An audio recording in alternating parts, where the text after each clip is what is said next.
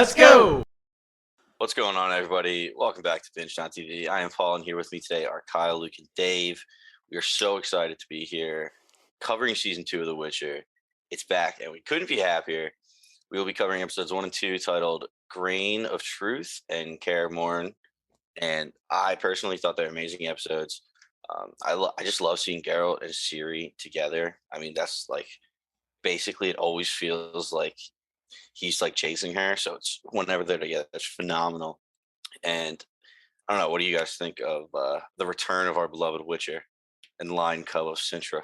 I'll go really quickly just to give some background. Me, Luke, and Paul, we have read the books, so we know everything that canonically happens in that realm. Paul has played a little bit, all the game, Paul, or just a little bit of it, most of it? Yeah, that was phenomenal. Yeah, so he has that information in his back pocket, but me and Luke are currently we've only finished the books. Kyle is new to this, and for my experience getting back into this, after I finished episode 1, I was like, damn, I actually really missed this show. I was really excited to get back right into episode 2, excited to watch episode 3 later tonight, so that's definitely on the plate. But just so excited to get the group back together. Yeah, it's been so goddamn long since it feels like we've got the main Witcher content. We definitely had the movie, the animated, not short, but the animated movie, The Witcher, Nightmare of the Wolf, and we covered that. So if you are looking for some supplemental material covering that, which is a prequel to the whole series, and I'm going to be mentioning that a couple times because we get some things that kind of connect back to the animated movie through these two episodes. It's so good. Yeah, I loved seeing those little tidbit nods to the book, to the movie. But yeah, We'll say if you didn't watch Nightmare of the Wolf, we will be talking about Nightmare of the Wolf spoilers. Yeah, because they do come up and are mentioned. So, and I want to just, after 2 episodes, I could already pretty confidently say that this show is the farthest thing from like a faithful adaptation to the books, and I'm completely fine with it. But like, our book knowledge is probably going to do next to nothing in terms of foreshadowing things. Maybe some big high level like points we are eventually going to hit, but we are so off the rails. We were pretty off the rails in season 1, but like, Jesus, I feel like this is uncharted territory, and it's going to be kind of fun to walk through it sort of as a rook with knowledge of concepts in the world of The Witcher without knowing the plot points. Agree. And just really quickly before we get to Kyle's thoughts, I know you've been chomping at the bit to speak, but I just want to say that me, Luke, and Paul will not spoil anything for. Since we know the book contents, like we might have insights on some of the future events, and we won't spoil those for anyone listening to this. So it'll be strictly show talk. But go ahead. Yeah. So it's nice to honestly be someone that's coming in with fresh eyes and has no idea what happens. Season 1, as someone who never read the books, was a little confusing. I enjoyed it because I love fantasy. Actually, the reason why I haven't read these books yet is because I kind of went down the Wheel of Time path and then Cosmere after that. So I was slightly preoccupied with those door stoppers. But I just feel like you can tell that this season is going to be better than the first season. Mm-hmm. It just seems like such a more cohesive product, I guess, for lack of a better term. It just like, it feels so much more focused, and we feel so much more invested in these individual characters than kind of a little bit of the chaos of season 1. Nice. So yeah, I appreciate that. So I was honestly a little bit blown away by these episodes. I was expecting it to enjoy them, but they were honestly better than I expected. Yeah, I mean, for one thing, season 2 so far has been linear, where season 1, it was all set up. We were like, what is going on? Mm-hmm. Like, I have no idea what is happening. It wasn't until like episode 4 we were able to kind of normally put together what was going on. I know there was hints in episodes 1 and 2, but as like first time watching, it's like, I'm so lost. Yeah. This is real nice. It's, it's taking place right after season 1, and so far the episodes have just been, back to back. This is what happens next. Top tier choreography, and anytime that Henry Cavill is touching that fucking sword, I can't look away. It's so well done, and the fact they're integrating more magic into this season, it seems already. I think through these first 2 episodes, we've seen more signs from Geralt than all of season 1, and that's pretty cool. Much. And I think Yeah, I think they're doing a bunch of video game specific nods too, because the books don't talk too much about the magic. He just kind of does things sometimes, and they're already dropping names, which I'm pretty sure, Paul, you've said before in the past. Like when he talks about Axie, is like it's Mhm. basically like I guess restoring stamina or some shit, and then Actually, like yeah, it's like calming. yeah, He and said then it's like a calming spell. he does that freaking to skip to the end, not to skip too far ahead, but like he does do the whole lights his sword on fire. I'm assuming that might be a video game nod too, because that was just Yeah. epic. I mean, so in the video games, you can use Igni, which is it's basically like a little fire blast right in front of them. Nice.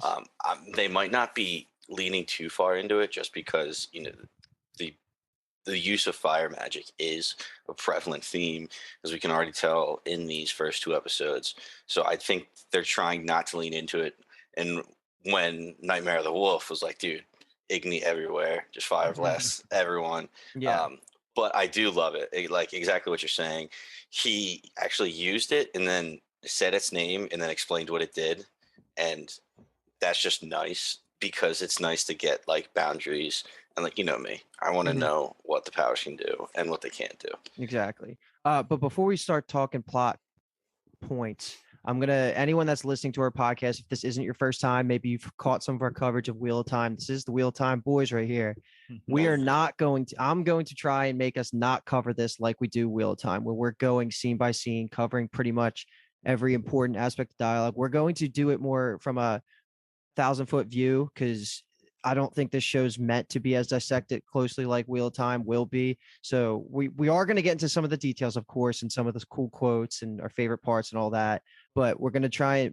There might be some things we end up skipping. So apologies if we miss anything you really liked.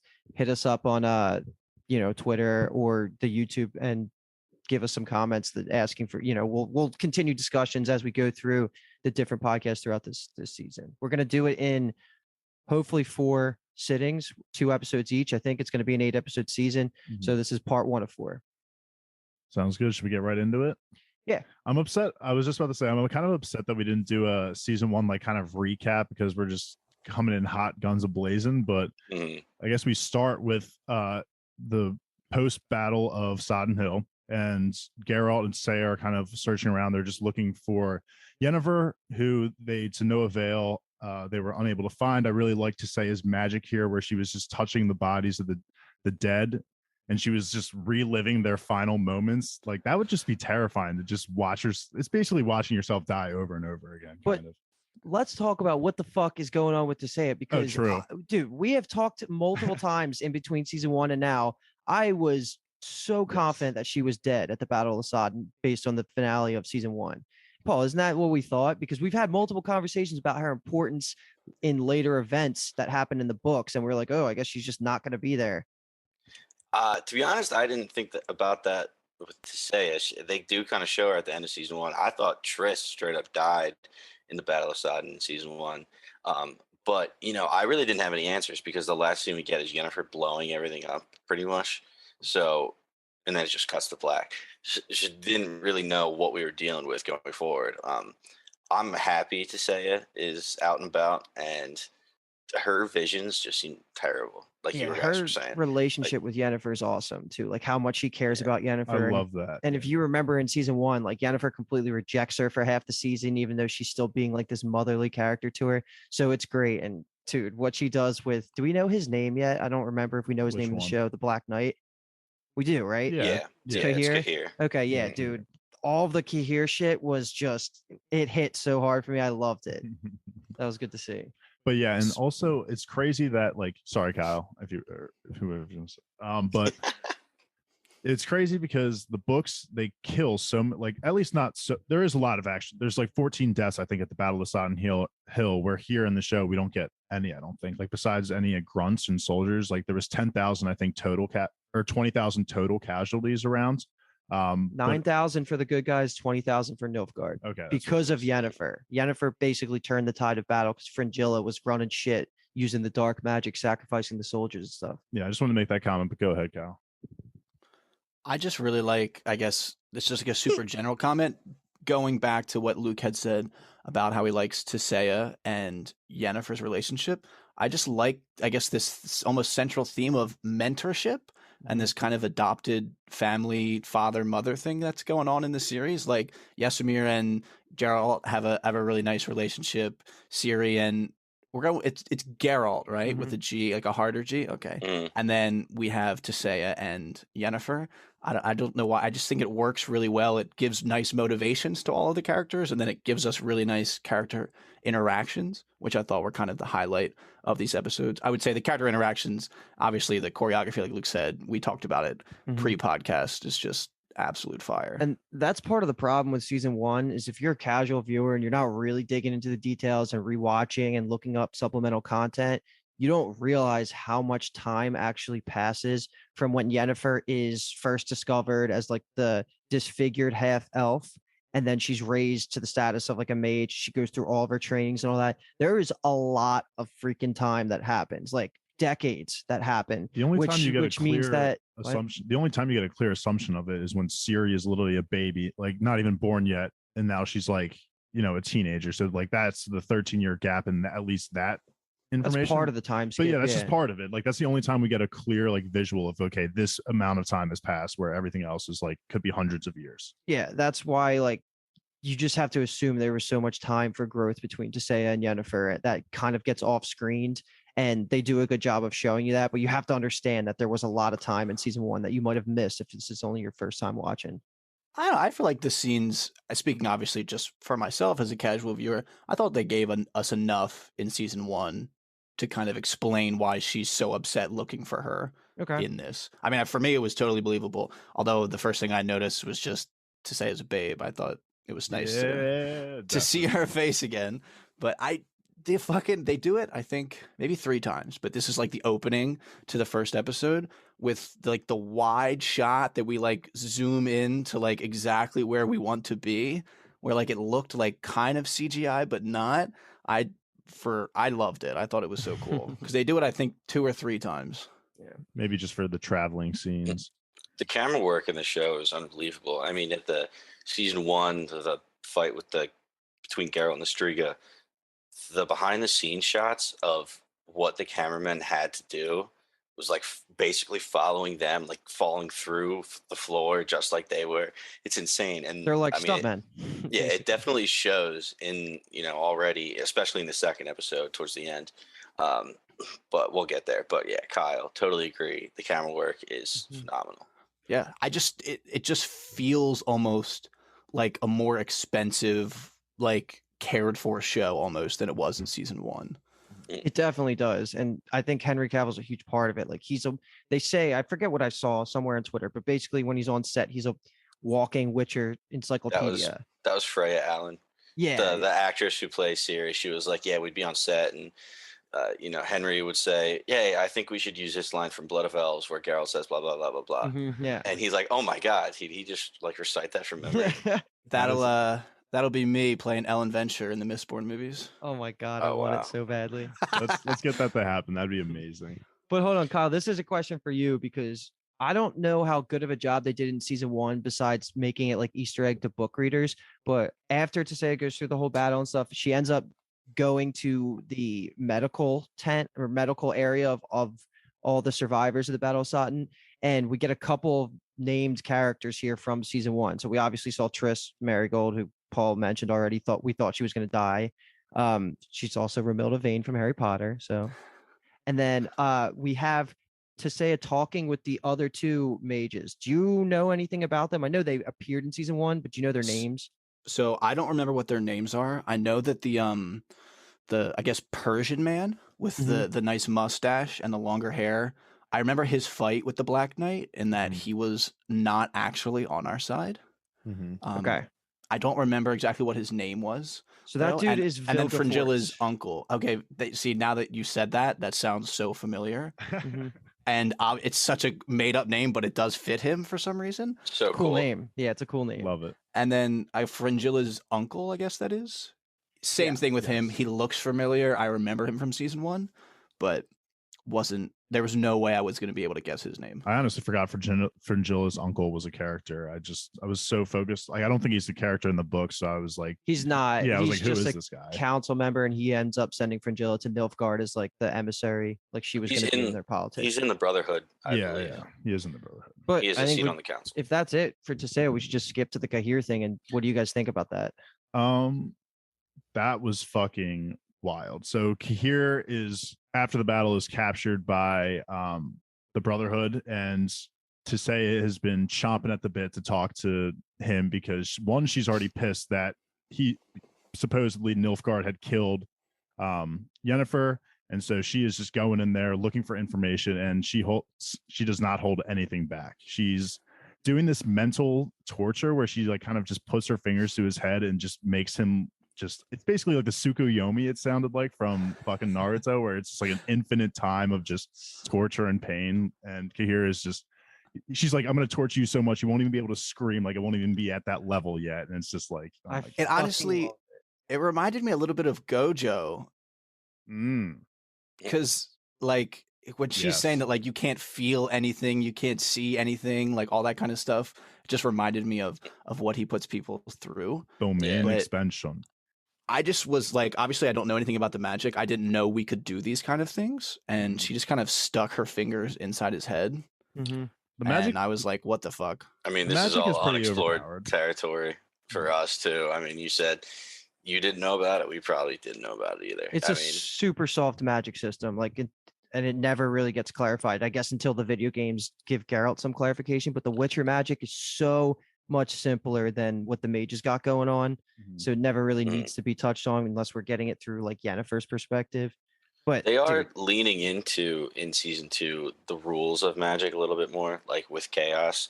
I feel like they taught us that in the beginning of season 1, never really touched on it again, just kind of used powers whenever. Here, like when they're talking and saying Fringilla is basically leading Nilfgaard, said like she ignores all rules of chaos. So they are already leaning into that, and we get more into it a little bit later. But that covers to go back to Kahir. Sorry, just to say what you guys were saying. Tiseo literally said, "Wipe away his memories and knowledge, and leave him alone and helpless in the eternal darkness in his own mind." And it's like, that sucks. Fuck that dude. I love to hate Kahir right now. I just think he deserves all the torture in the world based on his season 1 actions. And it was good to see. It felt satisfying. Exactly what I was going to say is that I was so happy to see him get tortured for putting Ciri through everything that she had gone through in that first season. And Kyle, this is specifically for you.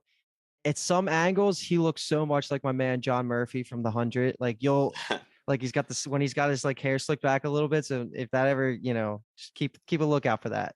He has such a unique look to him.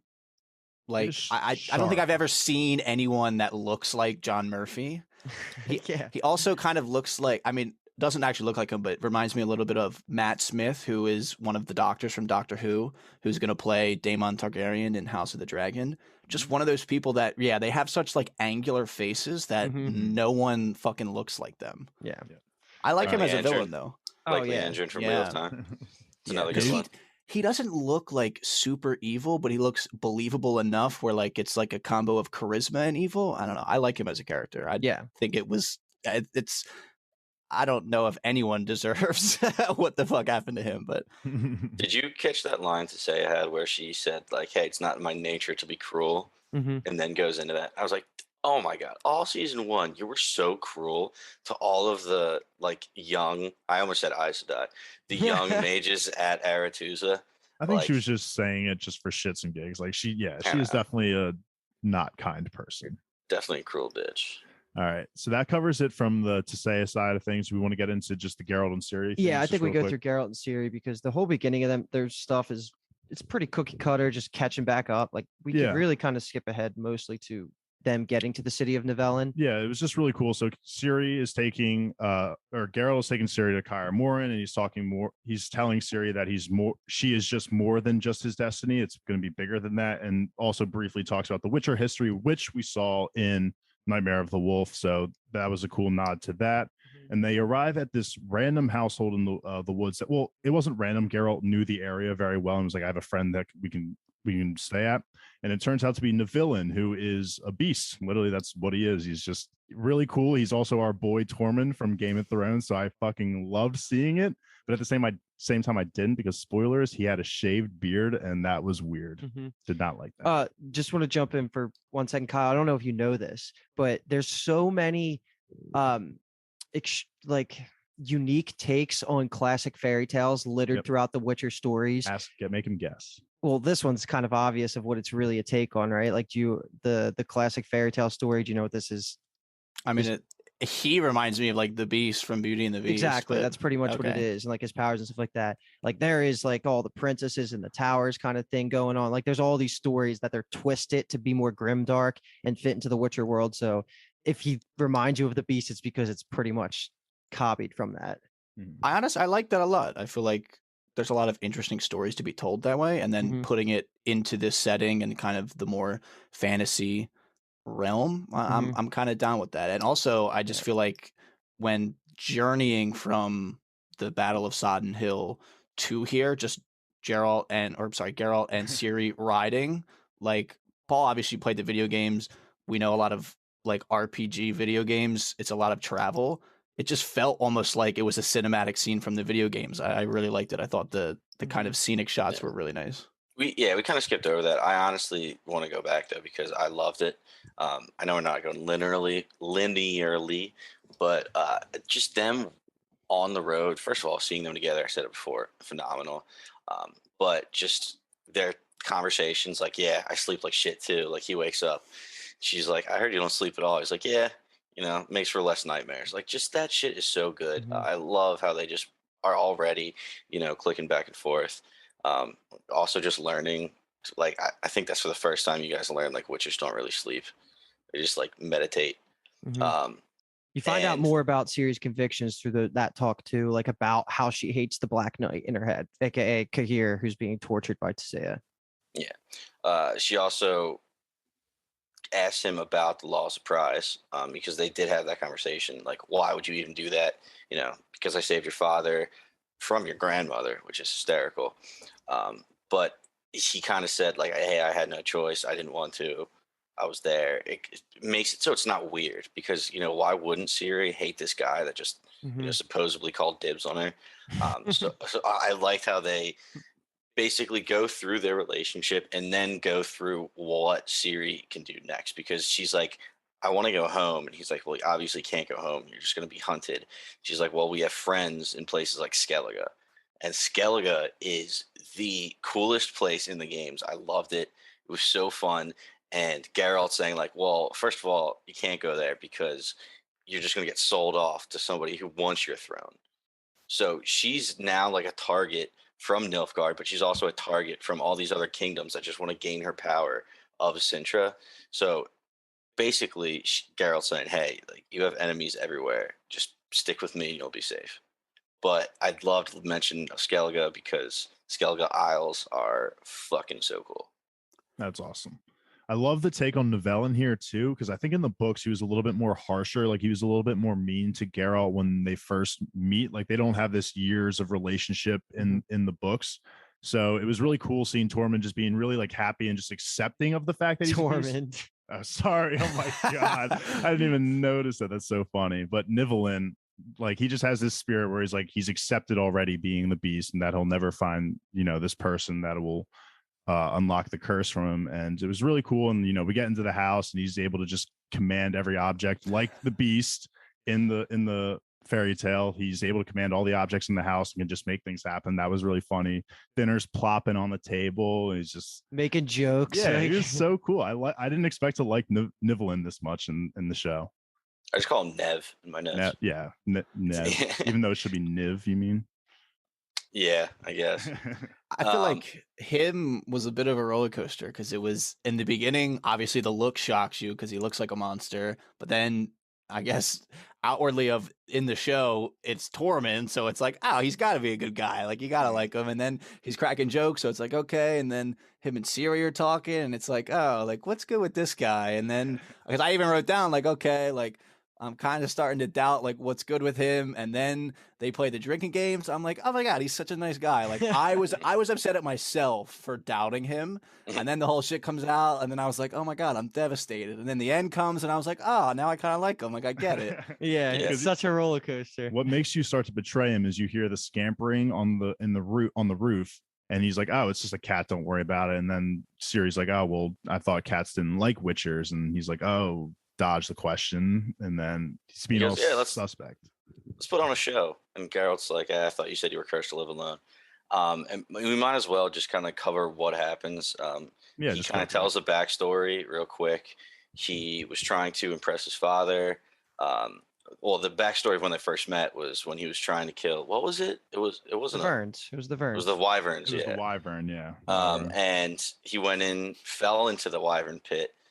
Geralt ends up saving him, and then gives the head of the Wyvern to Jesus Christ, I want to say Nev, but it's Niv.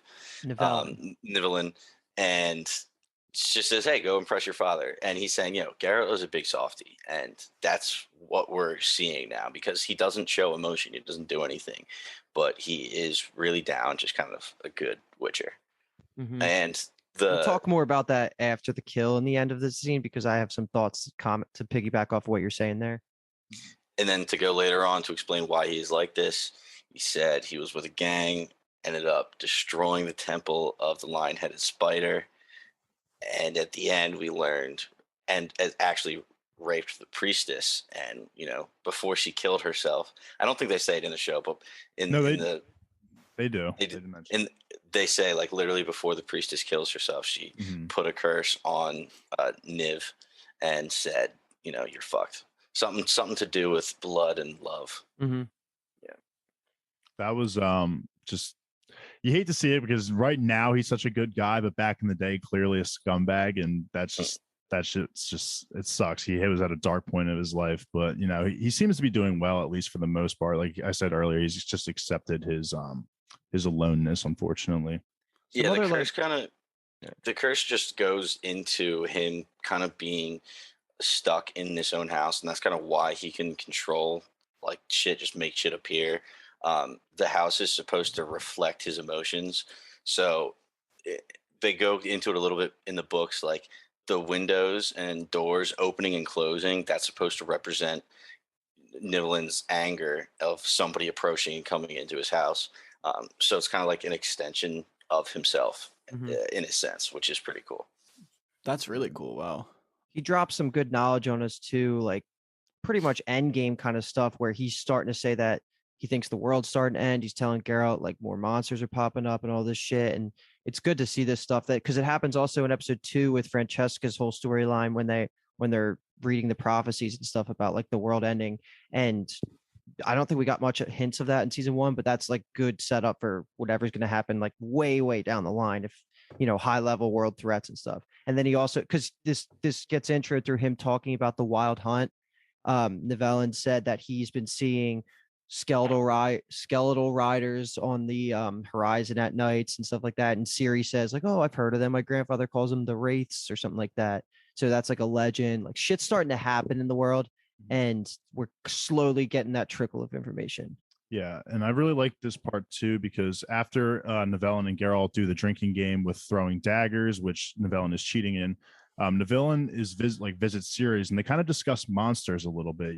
He's talking about how, yes, there are monsters that are just only there for killing people, but like what does that make? How does that make you any different from what they're doing? Like humans, if anything, are worse than monsters, because like they build each other up, and just to break them down. That's like what Verena was saying. Yeah, there's this like, well, you're a monster. Monsters do bad things to humans. Verena hit her with, well, humans do bad things to everybody. And you can kind of see the doubts throughout the episode, and maybe it'll even be touched on in later episodes, that Ciri, is really having her doubts of, what is right and what is wrong, monsters and humans. Like, what is Geralt to her, even in this point, if she like this dude just comes in, sweeps her off her feet, and she's supposed to go into it, like, it's a dark world is what he was getting at there. Yeah, he was also going on and saying monsters are just kind of a vague definition, but the way he sees it, monsters are made by deeds, horrible deeds that cannot be undone. he became a monster, when he destroyed that temple and raped the priestess, and that's what he represents. Yes, exactly. And then after that, of course, we get introduced to the actual monster of the house. That's not a cat. It's a Bruxa, and I didn't expect it to look like that, to be honest. It had a human form at first. It looked like just this girl, and it was very spiderish movements. It was very creepy. Did not like it at all. Dude, I thought it nailed what I had in my head, if I'm being honest. It was so when it fucking changed good. into the bat, that was what I was like, okay, Yeah. that's what I was expecting. But it was an amazing combo, I think, I'm assuming, of acting and editing. Mhm. Just like the how very she quick moved and yeah, shit. the quick movements, like obviously the sound she wasn't making, but like obviously she was acting some of it, which I thought was just the body language was so believable. I thought she was so unbelievably creepy. Yes, it was like The Exorcist is just fucking crawling out of the window. I was like, oh my god, if my room was dark and I was by myself, I would have been freaking out a little bit. Siri handled that very well. Yeah, she is so funny because I love it. If I got woken up by that, I would freak the fuck out. Oh. And you would think like some intelligent part of you would try to get away or something. But then when Geralt and the Bruxa, it is, right? When they start fighting and Siri just like won't listen to Geralt and tries to get involved, and it's like, why are you trying to get involved? Like, get the fuck out of there. She has grown a lot, though. There's been multiple lines between the first 2 episodes where they're like, oh, so you don't scare too easily. She's like, yeah, I watched my whole house, my own home, and my family burn down. Like, it's going to take more than scary stories. But like to wake up with that in front of you and still be cool, it's got to speak to her character. I also like how, I guess, kind of at the same time, it's more when Nivellen is telling her all the stories and shit, when Geralt goes outside to like secure the property and he's just complaining about Ciri to Roach. Loved it. I thought that was a nice little scene too. His relationship with Roach is unbelievable because he just humanizes Roach so much, and he's just like his only like focus point, because like he hates being around Yasker. Ciri is clearly driving him insane. Like he has no wins. That's his outlet. That's just where he goes to complain. And this scene was cool because he does see the footsteps in the snow. And just to jump back to before they even got to here, they were on the road still. They saw that coyote or lamb or whatever it was. It was a dead animal. Like Geralt literally gets off his horse, cuts a piece of its meat off and eats it. And it's like, what the fuck are you doing?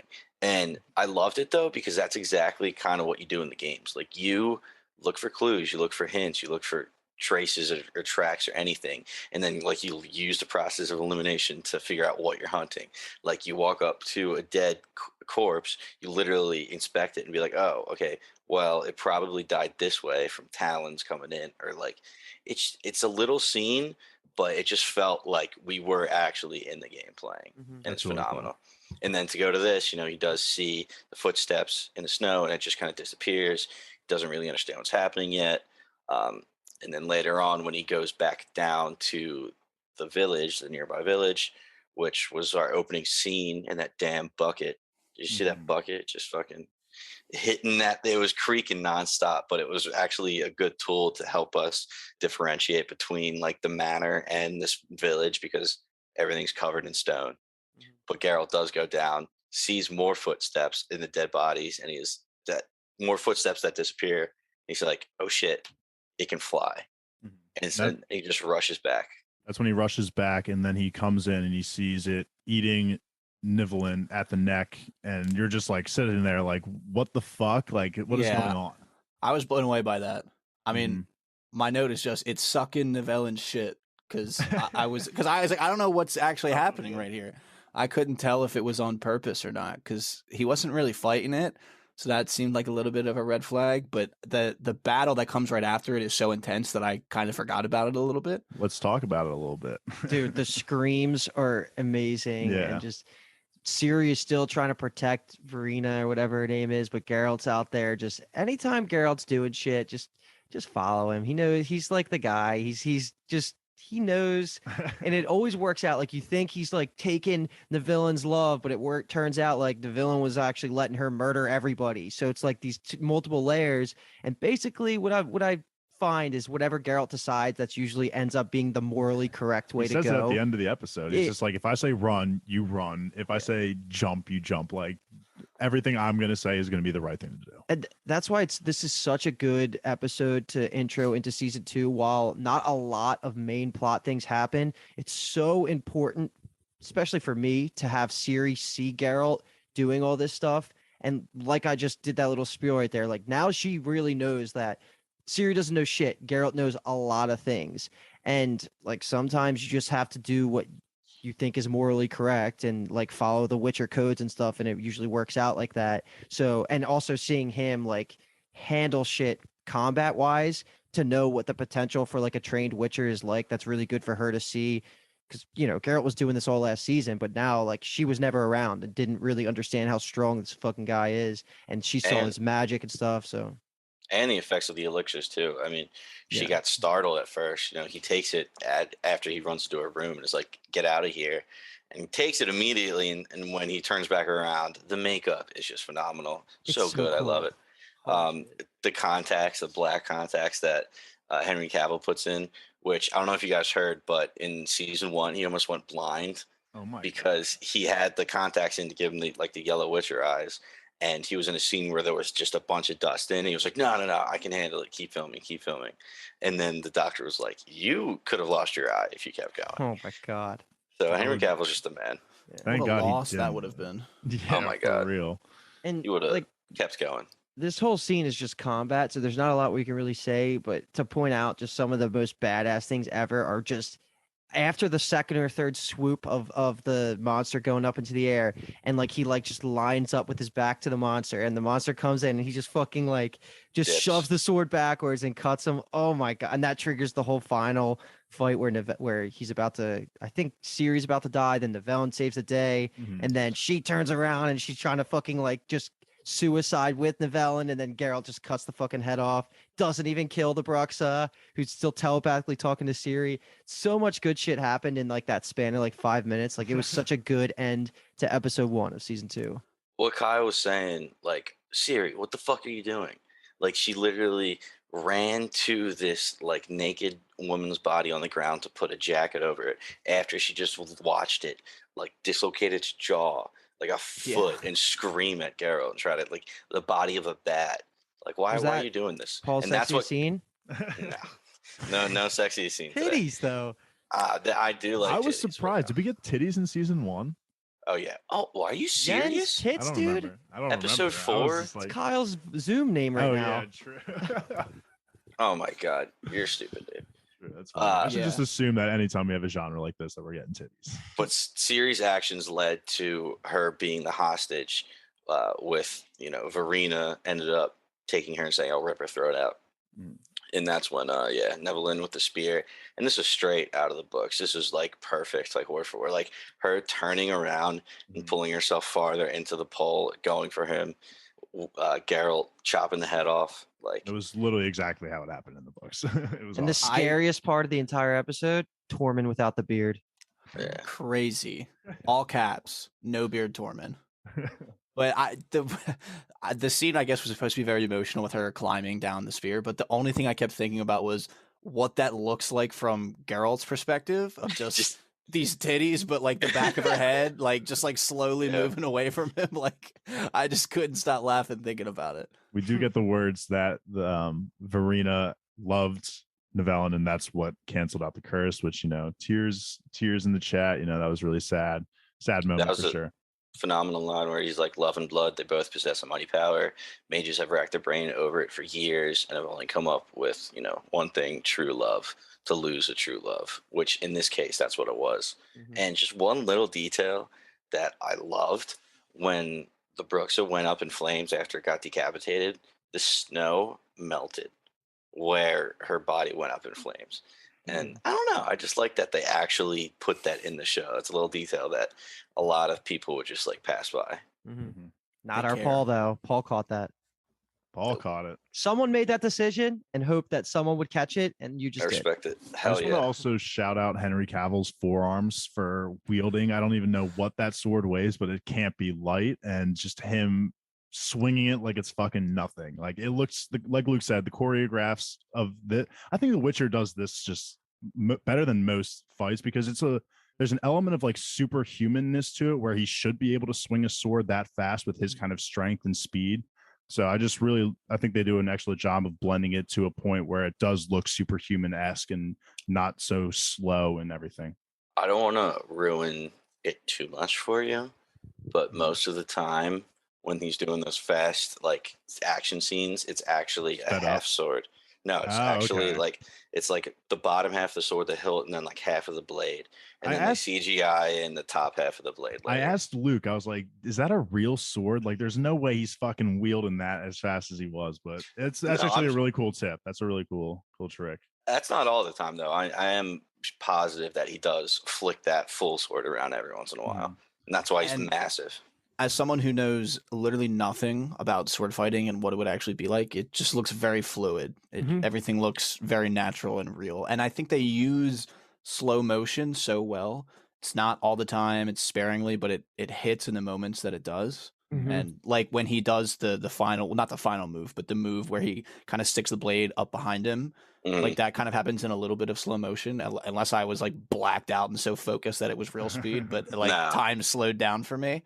But I thought that was a really nice touch to that. So suggestion for us to continue forward here. I say we just break the bounds of episode 1 and 2 and just go through Yennefer's whole thing here. And then we'll just flow through Yennefer's storyline continuing into the next episode, like that bucket. Okay. Yeah. Because basically nothing happens with Yennefer in this episode. And I'm pretty surprised about that because I feel like she is such a good face of The Witcher because she's fucking beautiful and she's a great actress and she's just a badass. So I was surprised she was in episode 1 for so little, but she's just caught. It's the post Battle of Sodden. She's caught by Fringilla and the Nilfgaardians. She's got her sea stone cuffs on. What's it called? Sea stone, Dimeridium. Yeah, Dimeridium. So that blocks out magic. She can't use any of that. And she's obviously just like fucking pissed and calling out Fringilla, like, yo, what the fuck are you doing? Like, you care more about this country you're representing the mages circle on more than the mages. And we get a little bit of a humanized side of Fringilla that I wasn't expecting because she was so like pure dark at the end of season 1. And I really enjoy that they tried to make her a little bit more gray because that needs to happen. She can't just be a pure dark character. Something I picked up in these 2 episodes is that those 2 are so opposites. Like anytime one of them says anything, the other will usually follow with the opposite statement right after, or like, and if one of them asks for help for the other, they're just so quick to not give it. It's just they are literally yin and yang for me. Yeah. And like Luke said, a lot of this show is kind of untouched ground in the books. And this is part of it. Like, we have no idea. Well, like, we didn't get any of the Battle of Sodden in the books either. That was a battle that just kind of happened. We skipped over. Yeah.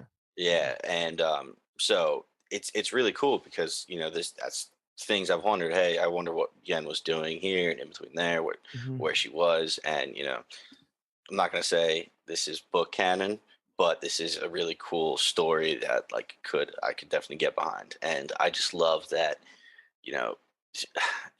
Yen is such a complicated character, obviously, that we get from season 1, and the first word she says both episodes is fuck. She just wakes up. She's like, fuck. I started cracking up. I'm like, I waited years for you to be on screen again, new content. And we just get her just like, oh, this sucks ass. I'm just so blinded by how hot I think she is that I just love every second of her on screen. She's been getting her ass kicked. Yeah, she has. Well, for a reason. Because I'm just saying it, but it feels like it's just been like the worst hangover continually. Like she just wakes up from getting her ass kicked and is feeling terrible, and then something happens, and then she gets knocked out again, and then she wakes up again from getting her ass kicked, and is like, "Oh my fucking god!" And that second knockout that you're referring to is the end of episode 1, where all the Nilfgaardians get killed, and then the elves steal Fringilla and Yennefer and take them alive, and then that pretty much is the cold opening, I think, of episode 2. Yeah, I literally couldn't, like, my note I said, I can't think of things to type quick enough to describe what's happening. The end of the episode was insane. I was like, dude, is this a monster? I don't know what's going on. Yeah. And you just see, like, the last one is a little bit slow motion, like you were saying, and you can see the blade tied to a rope and just yanked back. I can't can't prove this, but I mean, I can, but you know, you could call me out on it. But the last note I have, I was like, that has to be Francesca and the elves. I swear to God. Just there's a reason I thought that, and it was the wrong reason, but it turned out to be correct. So it all worked out. And I fucking love Francesca in the books. I think she's such an intriguing character. So I'm so glad that we're getting like good time with her early in season 2, because she might be a mainstay for a while. Let's do it with episode 2, where they wake up in the cart and they're being taken to a similar place to Aretuza. It was a place built by elves. We get introduced back to Philavandro, who we've seen in Nightmare of the Wolves, which is great. And season 1. And in season 1. So we get him back, and he's taking them to the Queen of the Elves, Francesca. To jump back a little bit, I loved how when Yen wakes up in the fire and she's like, this is all you can conjure up. Like when Fringilla had her still prisoner way back when, she was like, yeah, this is all you can conjure up. And Fringilla's saying, I'm not like you. I'm not going to waste chaos on, frivolous nonsense. And like I said, they're leaning more into this, magic use of chaos is an actual commodity. It's something, it's a resource that you need. It's weird how they don't show it. Like, I don't know. I assume Fringilla just wakes up every morning and just like kills a bunch of puppies and uses that chaos just stored up in her for the rest of the day, because they don't really show her. And they were all like, you got to take life from something, destroy something to create something. So Kyle, if you didn't know, I think we probably have told you in the off season of Witcher. Yeah, I like that term. That's just a that's just a completely made up concept from the books. Like, you don't need to drain life from something to use magic, which was like a huge outcry from the book readers from season 1 when Yennefer's being taught. You need to like steal the life force of something to output magic in some way. I mean, it's something we just got to live with because they established that rule. But so again, that's uncharted territory. Yeah, I guess it kind of lends itself to criticism because of what Paul just said.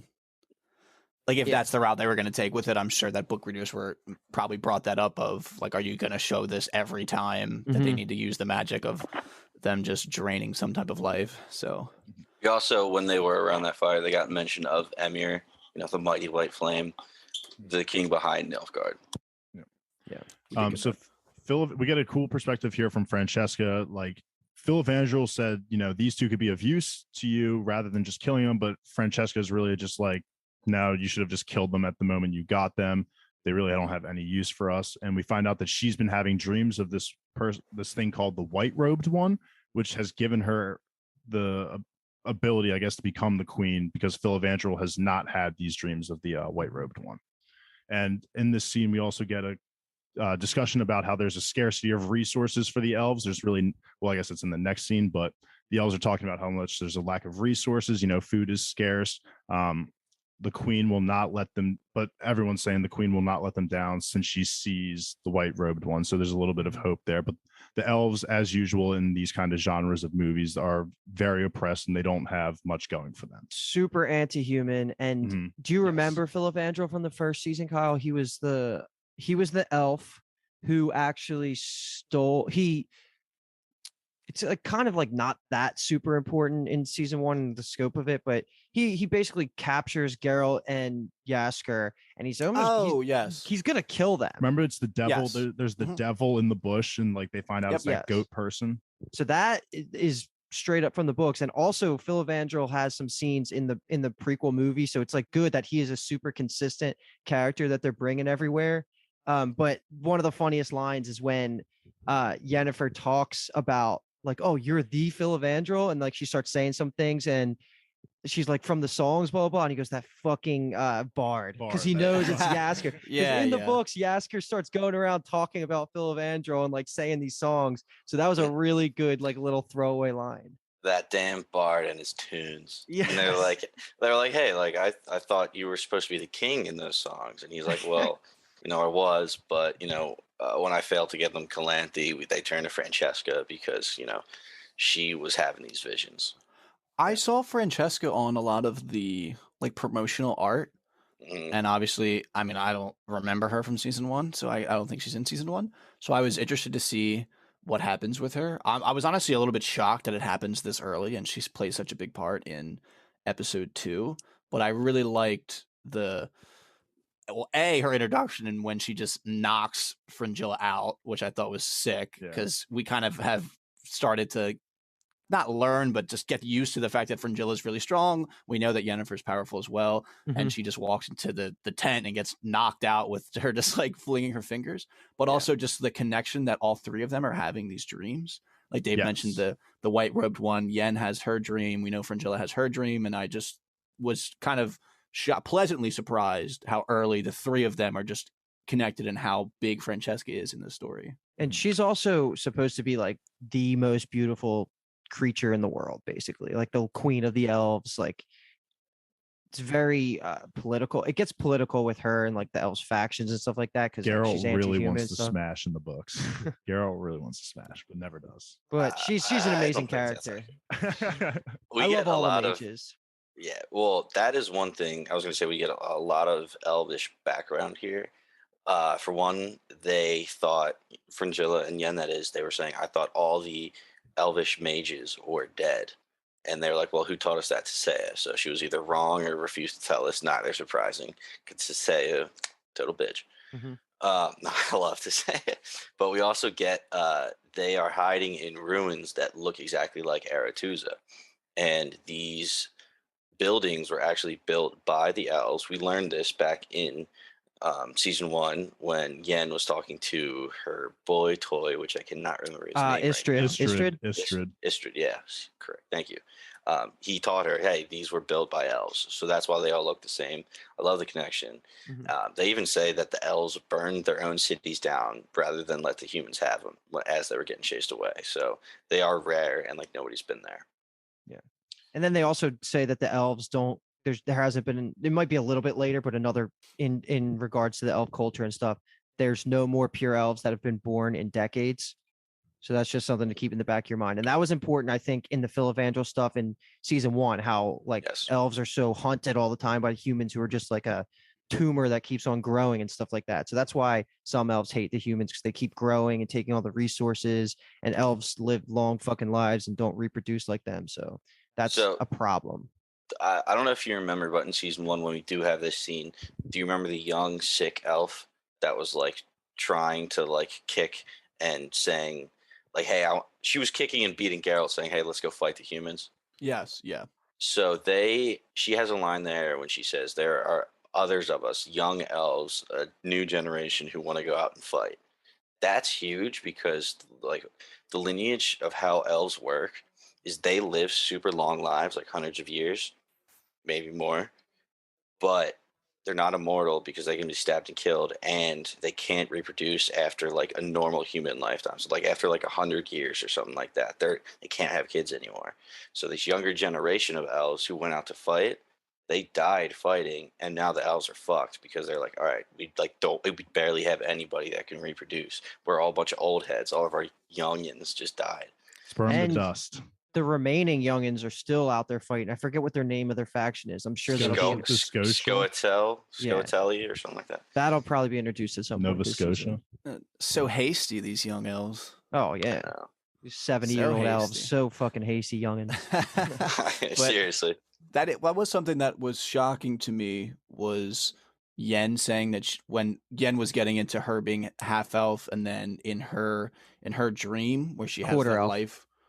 Yeah. Okay. Yeah. Where she has that life with Geralt, and then they have the baby that she has the like wing-tipped ears, which, I mean, Phil Evangel looks at her, or I'm sorry, Francesca, like when she says I'm part elf or whatever, and she's like looks at her ears, it's like, fuck off, bitch. Yeah. Do you sing our songs? Do you say our cried prayers? for elven blood? Yeah, exactly. And that is the name of book 1. Yeah, true. Blood. Oh wait, does she say elven blood? Blood of elves. She says elven blood. Oh, okay, blood never of mind. Elves. Yeah. Blood of elves is said, I think, in episode 2. I thought so. It's when the old witch lady who's giving him these visions, she says like blood of elves will be spilled. Let's get there then. So we have, like Kyle alluded to, that Yen and Fringilla, they tell Phil that they're having these dreams of robed ones. Yeah, I'm calling him Phil. Can I call you Phil? Yeah, can I call you Phil? It's in my notes, Phil, so that's just what I was reading at. But they tell Phil about their dreams of the robed ones, but they're different colors than what Francesca was seeing, and he's almost about to let him go, but then something happens. But either way, the word gets to Francesca that they have these dreams, so she brings him in to discuss the dreams, and specifically the elf queen Francesca sees in her dreams elf bodies stacked high. However, Ithleen guides her to essentially to this perfect elf kingdom. That was the first dream. Second one is Fringilla sees Amir killing a usurper or the usurper and saving her life. We don't get Yen's, but those two dreams off the bat, what do we think of them? I think Ithleen is a very interesting topic we can talk about a little bit, but what do we think of the dreams? Anybody?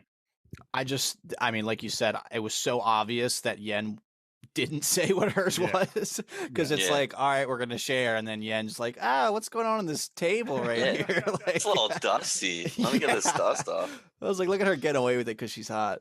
Yeah, that's totally what it was. They mention, I don't know, Paul and Dave, tell me if we should even talk about this yet, because twice in this episode they mentioned the conjunction of the spheres. And what did they tell us? Because the most information is right here, isn't it? Because I think isn't it the first mention actually from Nivellen, or is it later? No, it's between, I think it's between Ciri and over the Leshy arm. Yes. He says, there's no more Leshy because they came here. Basically, they can't reproduce. Any Leshy that you see was from the conjunction of the spheres. And they lean into it. It seems like they're leaning into it pretty heavy in the show this early on. So it's not crazy to talk about. We even have, as they're going through the ruins, they're looking at the murals on the wall, and Fringilla does say, we see chaos, like the ruins of chaos, and then we also see the conjunction of the spheres, where where realms collide. And there's pictures. Yeah. Okay. Yeah, she mentions the arrival of the monsters. The elves keep talking about how this is our land. I don't know if they're supposed to, my way I took it was that whatever the conjunction is somewhat similar to the Big Bang, and then these I guess they call them realms kind of overlap. It seems like where the world that they're on now was the elven one, and then because of the conjunction, all these other beings came to it. But humans, I think that includes humans. Yeah, that includes humans. So. Yes. And the monsters. That's just like the origin story of this world, essentially. I think it's either Geralt or Vesemir says later that this world wasn't meant for anyone, or something like that. This continent wasn't meant for anyone. That's the last scene. Yeah, which is an interesting little wrench that was thrown into what was going into my head. So, I mean, it seems nice that they're sprinkling this breadcrumb, because obviously, as someone who doesn't know, I'm very interested. It's just cool to know that there is an origin of, or some sort of explanation of why monsters exist. At the end of what Fringilla was saying, she was saying, when realms collided, it's survivors lost and forsaken in a new world. That's where the elves had the line, new to you, it was ours.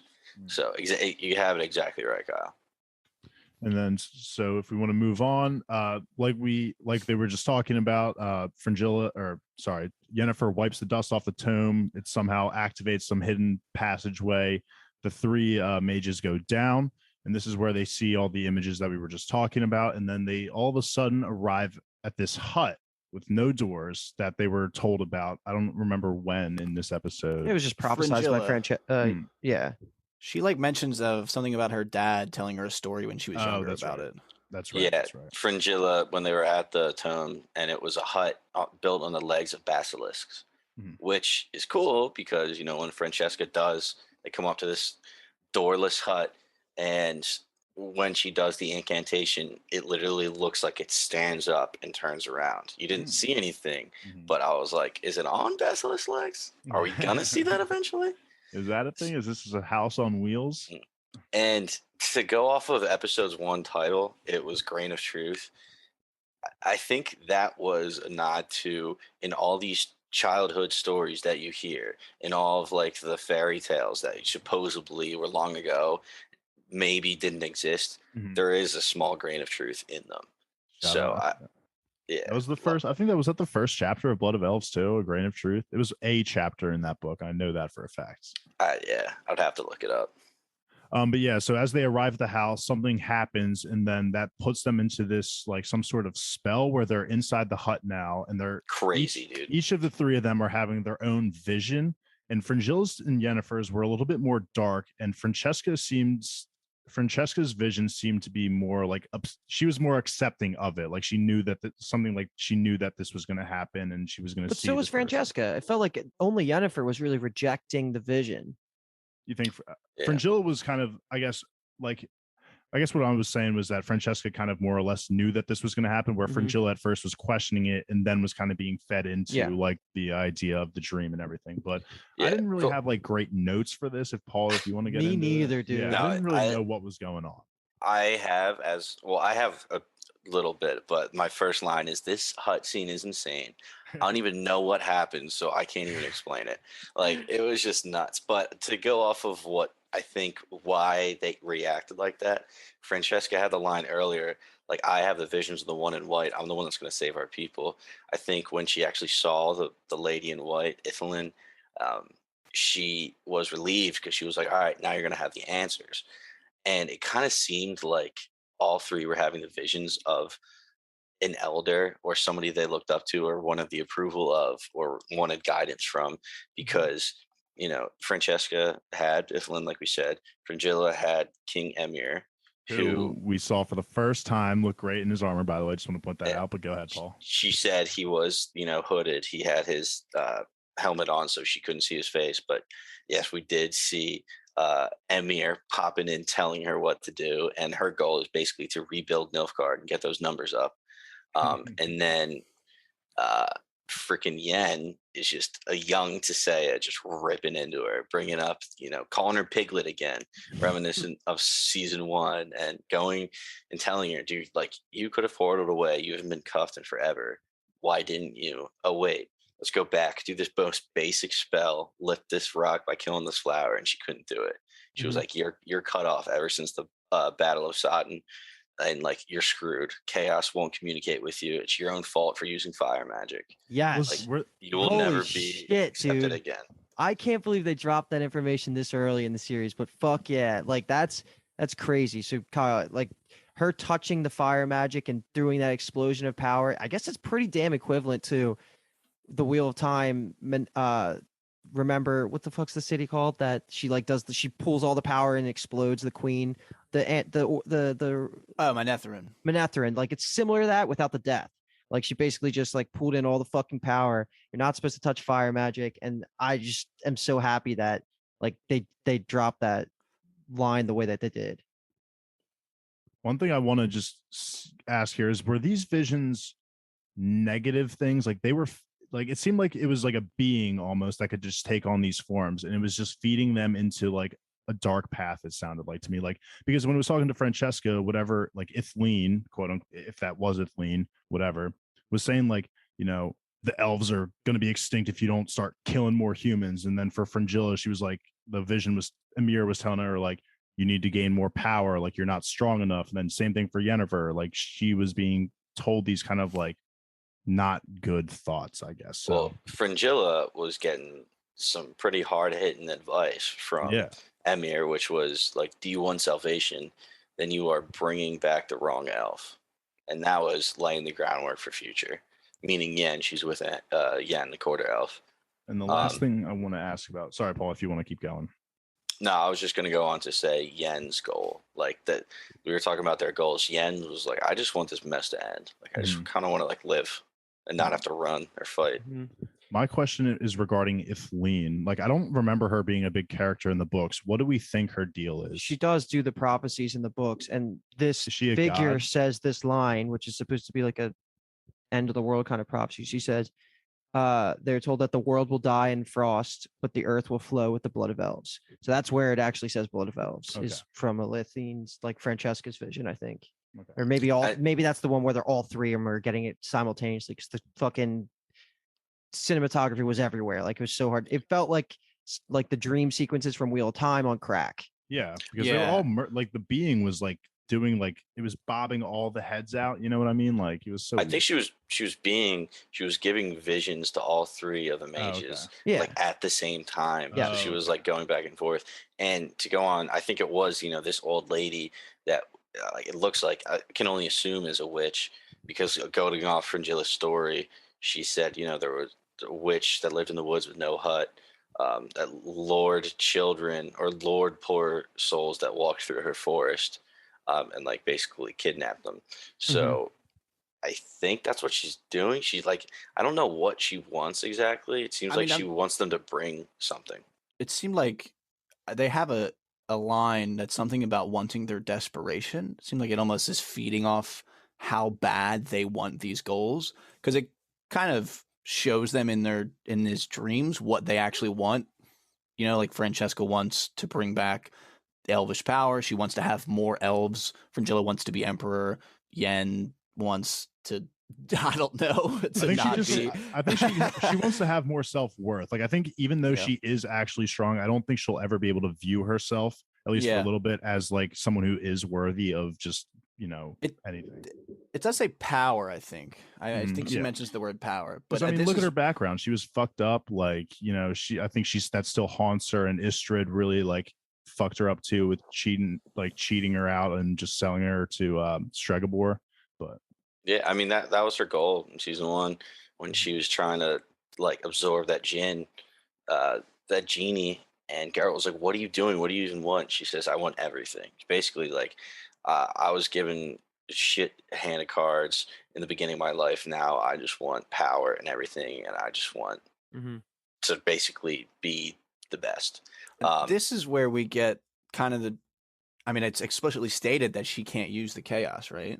Yeah. Yes. They were saying, you're cut off. What are you going to do? Like, oh, I thought chaos was like your life. That's all you yearn for is more power, and she was you can't gentle. Even touch it now. She was stilled. She was stilled. That's the female. Stilled. Sorry. Yeah. Well, we want to wrap this up. Let's put a pin in this because we'll pick up in the parallel scene at the very end of the episode where it's kind of both the conclusion for Geralt and Yennefer.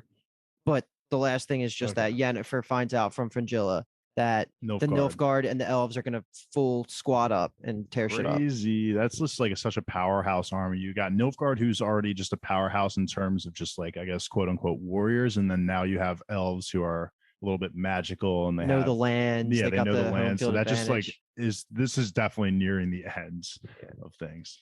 So that'll be good for the Yennefer arc and that whole group of mages. Now we can get into Geralt and Ciri, which I really enjoyed. I love this. They arrive at Kaer Morhen. Pause. What did you think, Kyle? Kaer Morhen, the home of the Witchers, like landscape shots, just the castle itself.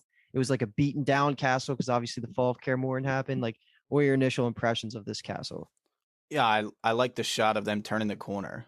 Just it looks really imposing. It feels like a place that if you stumbled upon it, you probably wouldn't go check it out unless you're a little crazy. I was a little shocked later when like they get some whores in there. It just seemed like they said they kind of went down the road, and I was like, where the fuck is down the road? I was very shocked as well when I saw that. I was not too happy. I was totally on Geralt's side here. I hated Eskel so much. I was glad to get him out of the way. Yeah, but I'm excited to kind of explore more about it. Obviously, it seems like, I guess it's hard to say obviously because I don't even fucking know what's going on, but we're kind of hunkering down here for the winter. I thought that was an interesting thing where everyone kind of makes that pilgrimage back to Kaer Morhen. Yeah, I like that's completely new too. That's just not a thing, but it's cool that they make it here because they do bring all the Witchers back. What do you, Kyle? All what do you the think Witchers. about? That's questionable because Geralt says that he thinks that there are 20 Witchers alive, probably less. That's what I was going to say to Kyle is what did you think when you heard that number? Maybe 20 Witchers last time Geralt heard, but high chance that some of them died by now. I think it's reasonable that some of them have died, especially after watching the episodes. At first, if I'm honest, the number was kind of just an abstract number. The first thing was like these guys don't seem like Witchers when they stand next to Geralt. Because I guess Henry Cavill is just such a specimen of a human being that I was just like it makes sense that a lot of these guys go out there and die because Geralt is just like an absolute savage. Like they just kind of look like boys almost next to him. Yeah, it's very true. But I guess, I mean, you can't go out and just get a bunch of fucking bodybuilders to just throw in and act through these scenes, although it would have been kind of funny. But they did say in season 1 that I think Geralt went through extra special trials, which is what turned his hair white. So, like, he's got a little bit more oomph, I would say. But the other guys are still magic users. He's got a little bit more oomph. Yeah, well, fuck yeah, of course. but the other guys are still magic users. They have all the monster knowledges, so they're still like top tier fighters. Yeah, I think a lot of it is based off of season 1. It seems more of like brute force because they do have so many. Like I mean, the opening scene when he's what is he, the butcher of Blaviken, yeah. Blaviken, yeah. It just seems like it's all kind of brute force. I was a little shocked the episode 1 magic when he's like with the force field and he can like stop the scream and stuff. That to me came out a left field, not in a bad way, but I guess it does make sense that they have more than just physical strength in sword fighting. When he does that push, or like air force push, they call it Ard. That's the other one. Ard bet. baby. Is that like? Is there some type of inspiration behind that language? Is that like? I mean, Polish? that's. I think it's I think it's Polish because that's what the main author is Polish, so it would stem. God, from his that. name's hard to pronounce. Sapkowski. Sapkowski. Yeah. Was it Andrzej Samkowski or something like that? Which he viewed season 2, and gave high marks. He was like, I enjoyed watching it. It was an epic adventure, like hoping for more. And he's notoriously a grumpy old man. He's not going to give a bad review. Yeah, he doesn't consider any of the games canon. He's like, anything that's not my books don't count. Like, yeah, but I'm sure he did enjoy it in a sense. I heard his favorite podcast is BingetownTV. That's true. You can't even pronounce his name right. I don't think that's true. So getting introduced to all the other Witchers drinking. Yes. Lambert, we get introduced to him, which he first gets called Lamb Chop. I love that.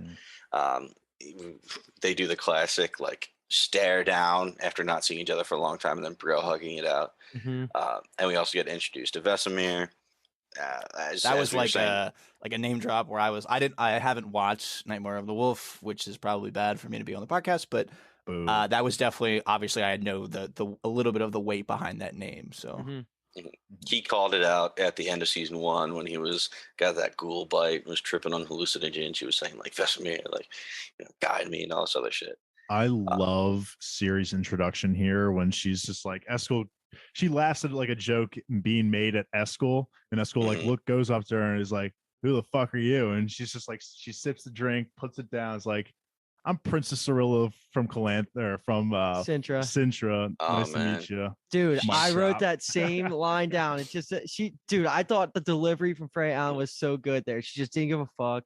This is gonna sound terrible out of context, but she like aged up in like a great way for the show, like to be able to now like portray an older player Ciri that can hold a sword and shit.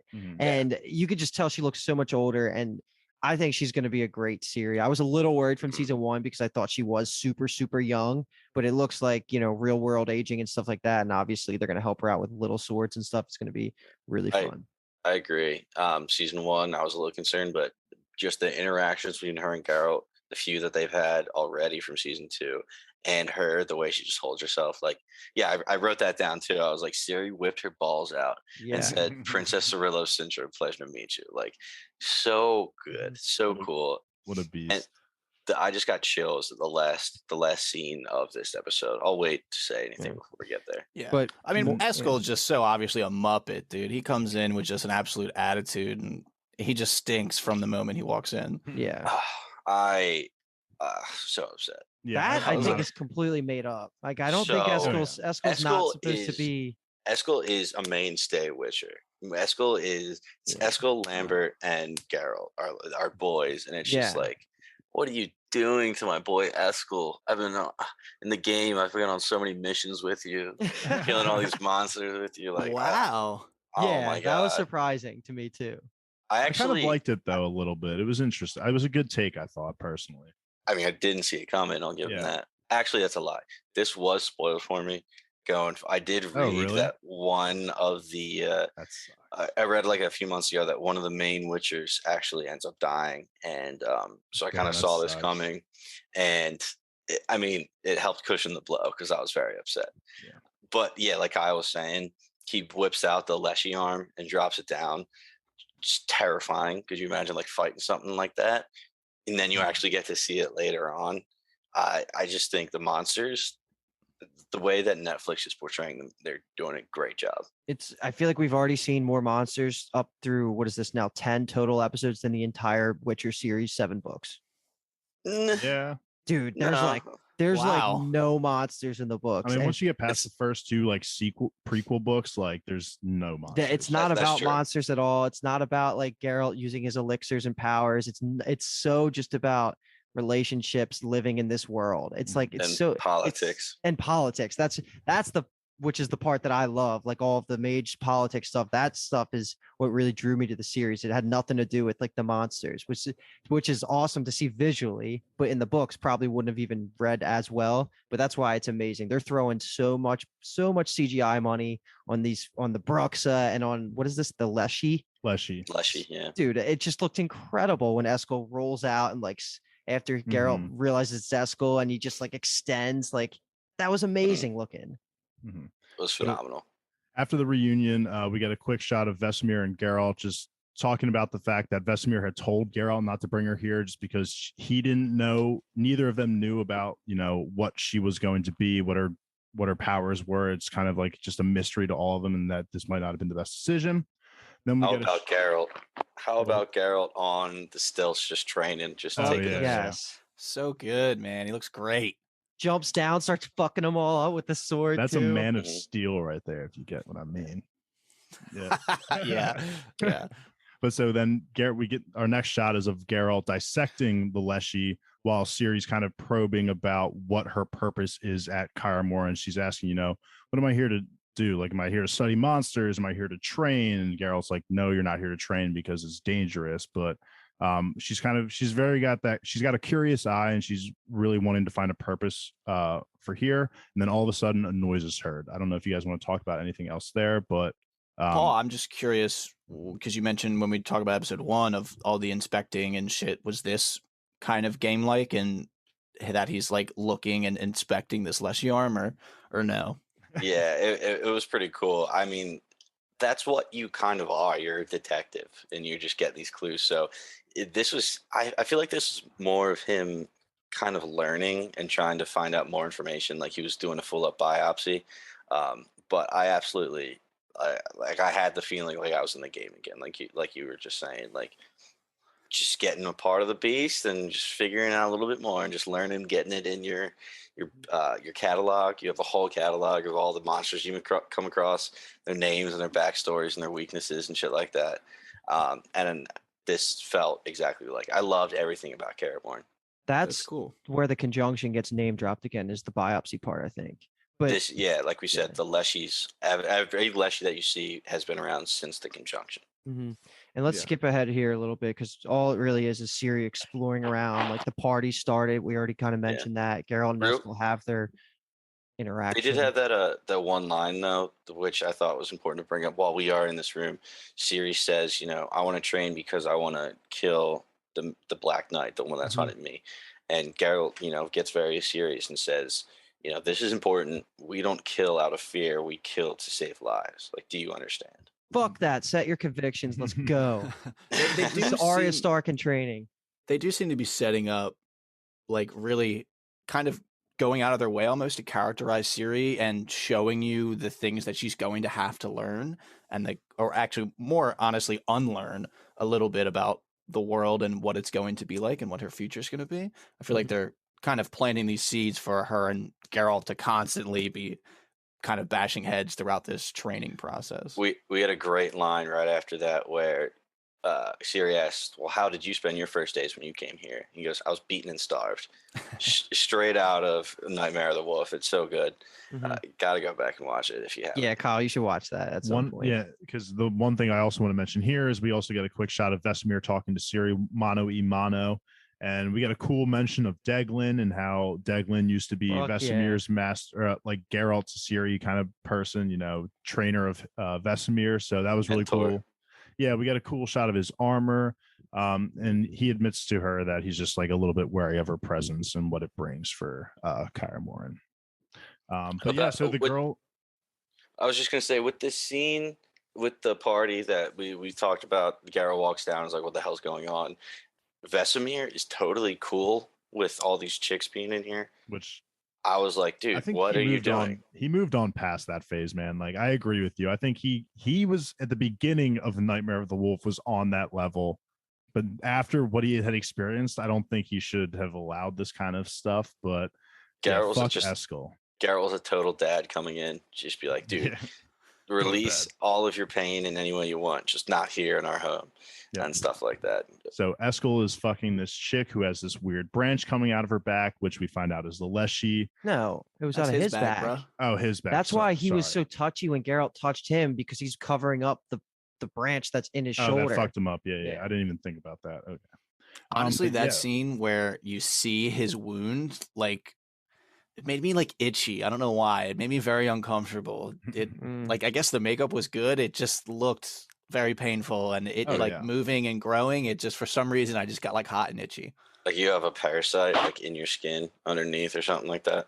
Yeah, I was not a fan of that. And it just grows to absurd sizes. Like, that would just be terrible.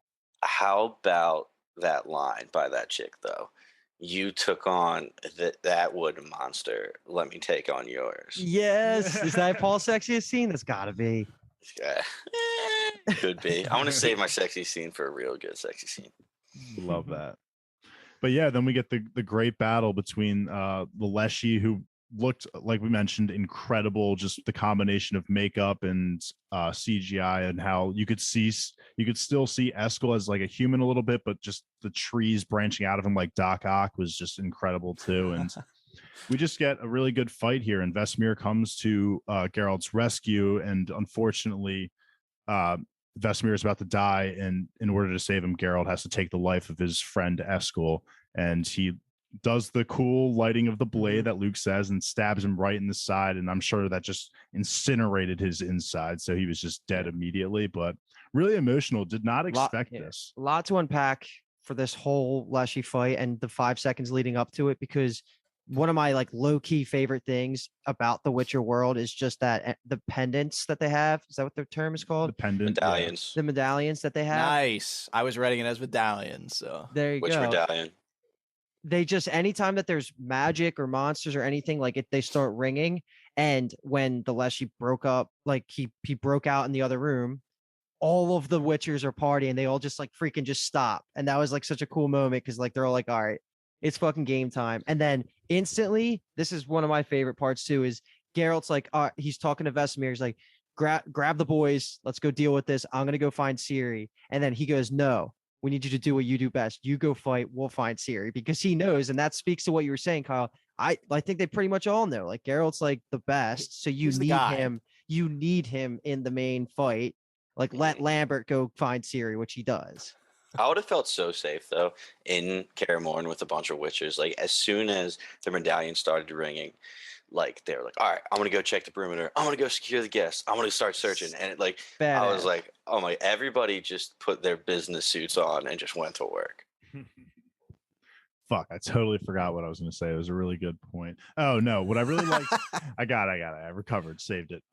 What I really like here is in episode 1, we get the whole thing with Nivellen and how he, used to be a human, then became a beast, and we get Ciri watching a monster that's not really a monster kind of die and get beheaded, and then we kind of get here the opposite of that, where we get a human who becomes a monster, and his personality is very monster-esque. So she kind of has that dual-sided perspective of this, and I think these events are really going to change her as a person going forward. So it was just really interesting getting in the first 2 episodes kind of 2 different perspectives on the monster take that they were so adamant about talking about. That's a really good pickup. I never realized that juxtaposition, but it really is, monsters can be human-esque and humans can be monster-esque. And to go off that, when Geralt is attacked, he grabs the torch and he starts to burn him. And then all of a sudden he realizes, he sees the medallion and sees kind of Eskel's eyes, and he knows it's Eskel, and just throws the torch away. So like, he doesn't want to kill his friend. He's trying to stall for time so they can figure it out. Vesemir's doing the same. And what makes Geralt the expert is just that, like, he's been around enough of these situations where even though that was his boy, that was all like, who was possessed and everything, like when it came down to it, he had to make a decision, and the only thing he could do in that moment was to kill him. And it was Vesemir or Eskel, basically. Yes, and I'm sure he has his doubts, but Geralt we've seen is kind of like a rock when it comes to emotions. So I'm sure he's just going to bury this again deep inside of himself and not talk about it with anybody. And that might cause some issues going forward. No, he doesn't bury emotions. He has no emotions. Yeah, he just has none. Yeah, because Witchers don't have emotions. They can remember what it feels like to have emotions, which just allows them to like showcase emotions, but they don't actually feel anything. Mm-hmm. So that makes them be better at decision making like that. To go back to episode 1, when Neville and Geralt are talking, he brings up Yennefer, and she's the one that changed Geralt. And Niv is like, "All right, well, where is she?" And she's like, "Oh yeah, she died like days ago." He's like, "How are you not heartbroken?" Who says I'm not? Like, he just looks normal, but the cool thing about the books is you kind of get his thoughts and his thought process. You don't really get that here, and it's easy to see more of like an emotional side of him from his thoughts that he doesn't, express. A lot of the times, Kyle, in the books, like when he is supposed to feel emotions based on just like a normal human being in a situation, like other characters be like, what's your deal, man? He's like, what, am I supposed to like act like this? Like, I don't feel this. I'm not normal. Like he says that sometimes. Yeah. This is where they had the sickest camera angle where Geralt is fighting Eskel and he rolls over the table and the camera rolls with him. So he never like goes upside down. The world just goes upside down as he does the roll. It's phenomenal. I love everything they're doing. My biggest regret of this final scene is that we didn't get more of Vesemir and Geralt at the same time, because when they're just tag teaming the branches and just like swinging around each other, it felt so Moraine and Land for a second. Like I was like, this is fucking lit, but we didn't get a lot of it. Yeah. Like Vesemir steps to swing this way and he's open on his back left. So Geralt like swings and covers his back left. It's just so fluid. And to go, Kyle, what you were saying earlier, it seems very fluid. That is what Henry Cavill wanted, and that is what The Witcher's fighting style is supposed to be. It's supposed to be like a dance, like a dance move. It's supposed to be a fluid turn. The word pirouette is thrown around so many times in the books. I think that's a product of the English translation, but either way, it is supposed to be like a sequence of dance moves back and forth, and it looks so good in the show. I don't know how they did it, but give that guy a raise. Give the choreographer like a that's raise. how epic the end of episode 1 of season 1 was. Like it was just the best fight scene ever because it felt so fluid how he was murdering all the fucking idiots. It just is so good. And the chains in this scene, they're throwing chains with the hooks back and forth, hooking them. They're trying to buy time, but it just doesn't work. There was a really nice, I'm sorry to interrupt you, but there's like it was one of the most satisfying, I guess. I believe it's called a Chekhov's gun. You know, we're a TV guys, so we're trying to examine this from that perspective. And like early in the episode, Vesemir has where he's like, "Oh, it took you 6 hours to remember that, you know, whatever, like a fire through the heart is what takes down a Leshy." And then, 30 minutes later, we get the payoff of that, which is just. Also, speaking of him lighting the sword on fire, straight up Beric Dondarrion. It's the first thing I thought of. I was like, look at this guy, the Lord of the Light out here. Lord of the Light.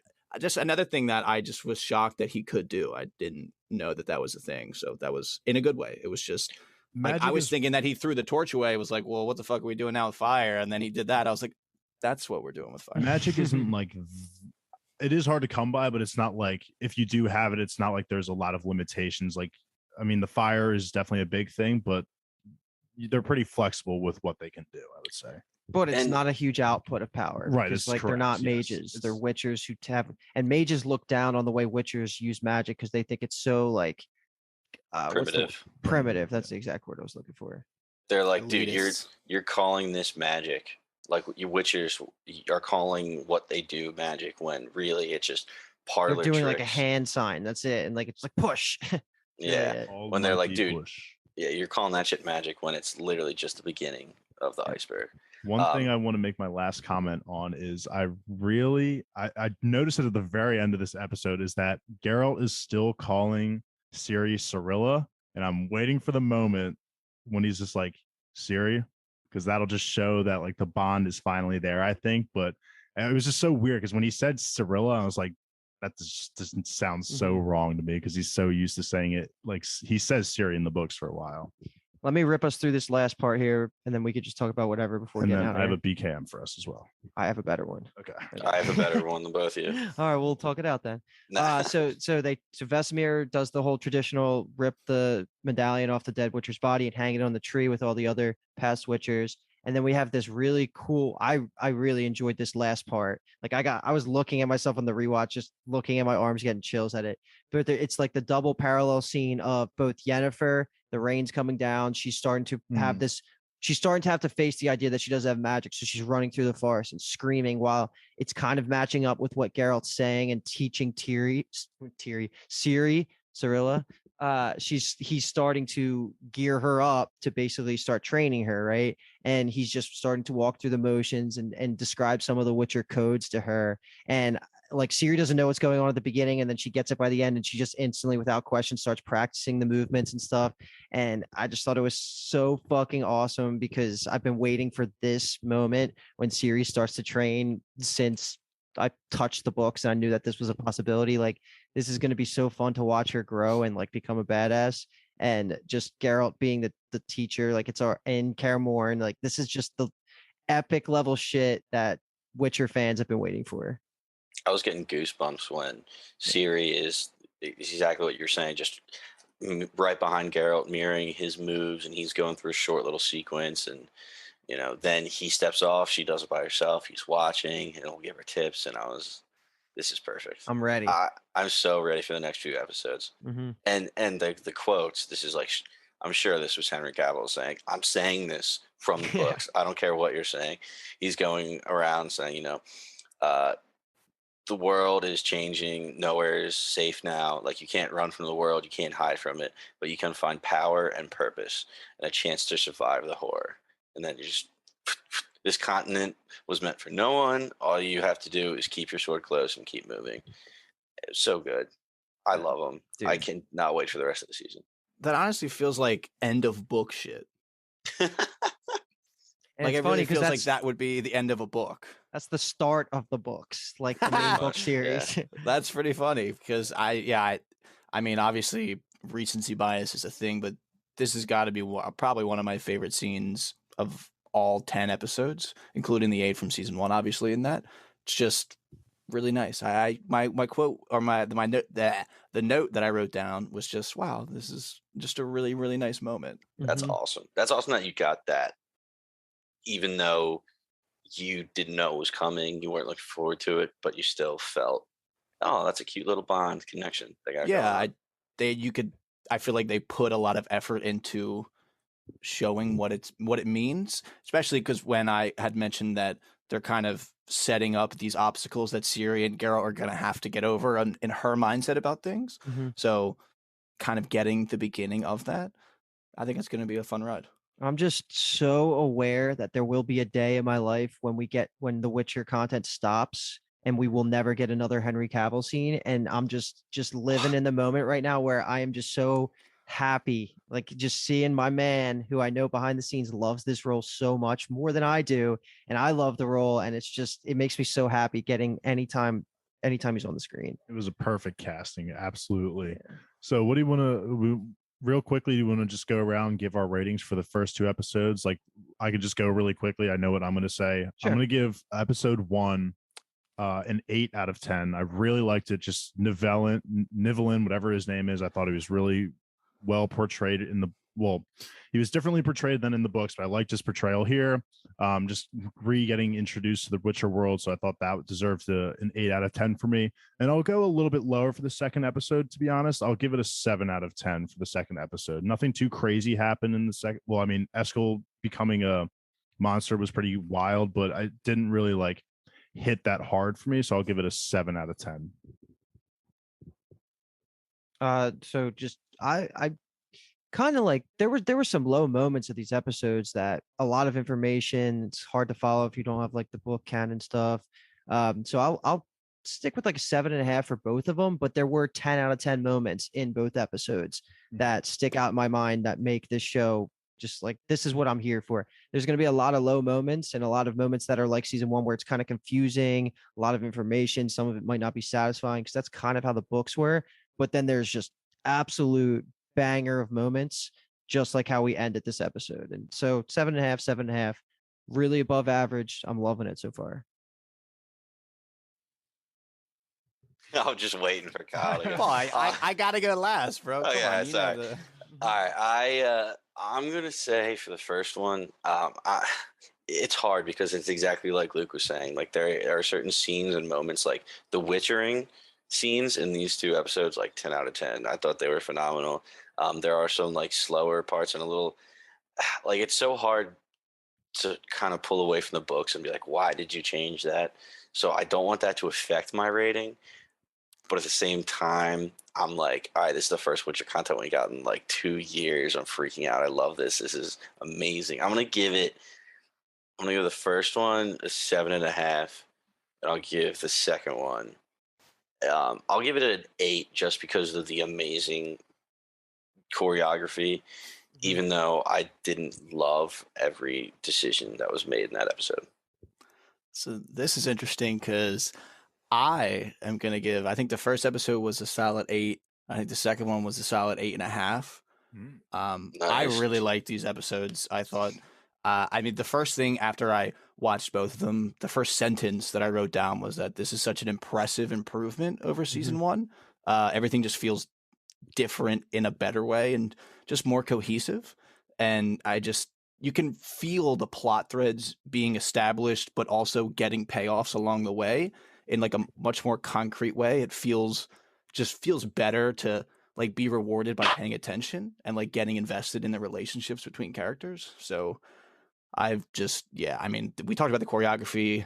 It was absolute fire. The way that they did all of the editing for the dream sequences too.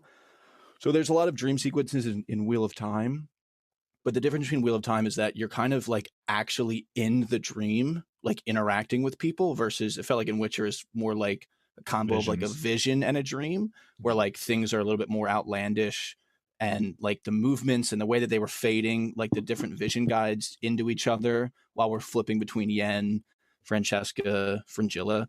I have no complaints, but obviously I have my virgin Witcher mind.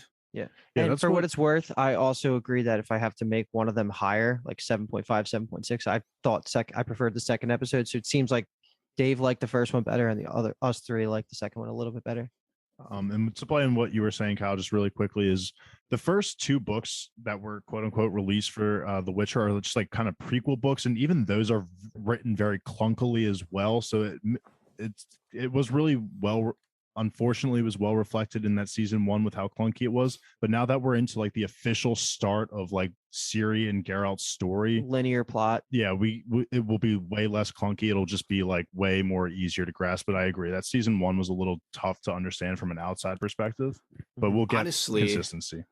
It gives me, like, obviously that's completely different teams and stories, but it gives me a lot of hope for Wheel of Time season 2, because I feel like they learned a little bit about how to shoot and tell the story in season 1, and they came back and improved a lot of things in season 2. So it makes me feel good about what's happening with Wheel of Time, and hopefully kind of similar improvements happen for season 2. All right, let's do this BKM real quick and get the hashtag out of here.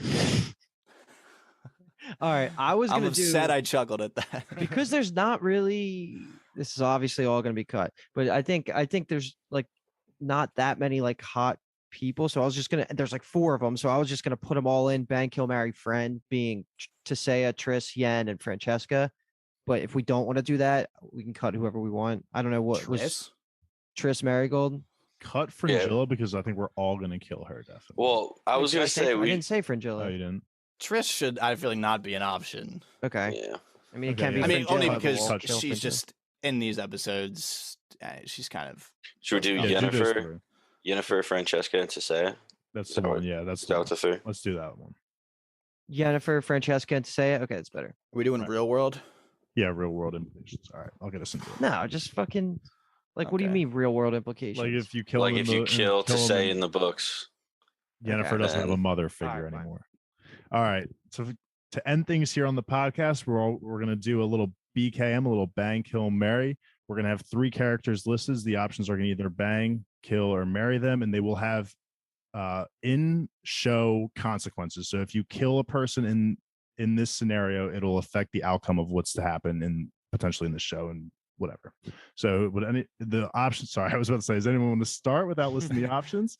The options are Francesca, Tisea, and Yennefer, the 3 baddie mages, let's say. I can go first. Okay, go ahead. Because I want to go first. We were so ready to go. We all probably have similar answers. So I'm going to kill Tisea. Wow. Okay.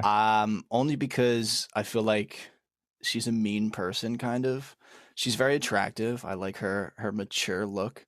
But if we're doing in-world stuff, it just seems like I like the other two, what they're bringing to the table more. I'm going to bang Francesca because we can have that half-elf child that restarts the elven race. I'll knock her up on a one-night stand, but then I'll kind of be known as the person that helped restart the elven race.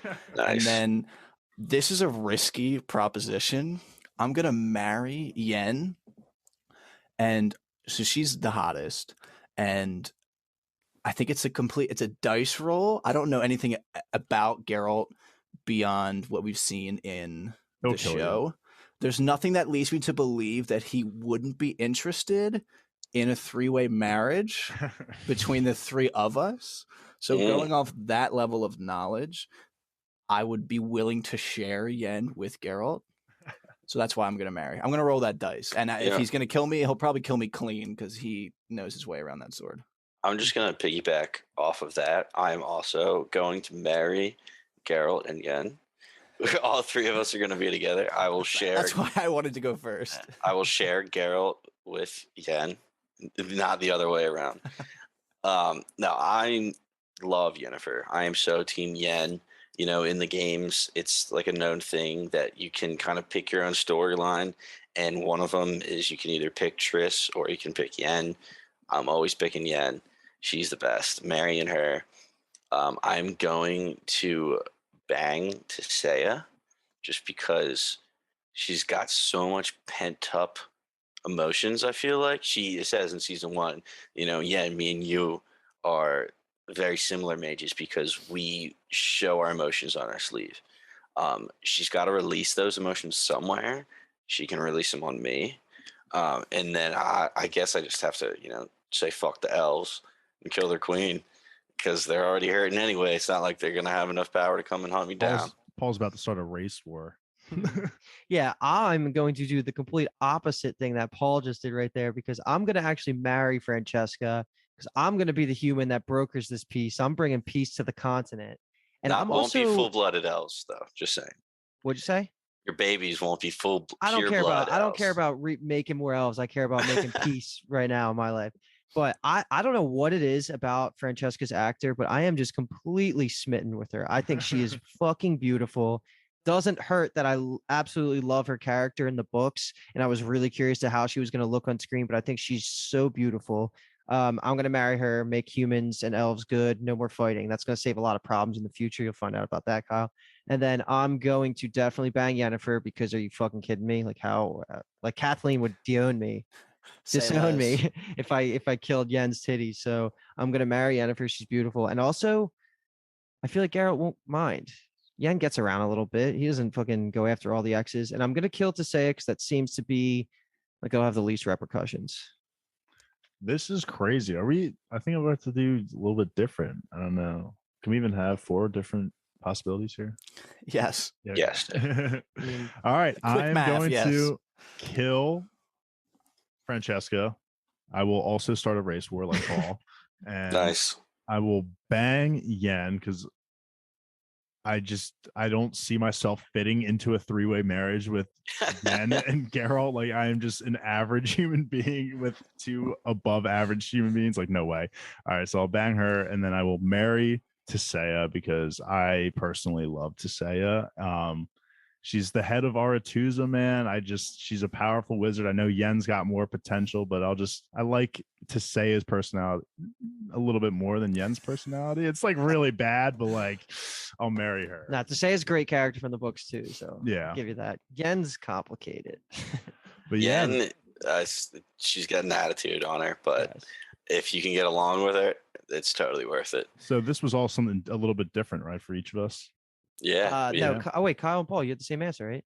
No, they killed. No, someone I different. banged both Tisea. And I'm the only one that married Francesca. Did you guys all kill Francesca? No. Yes, I Okay. did.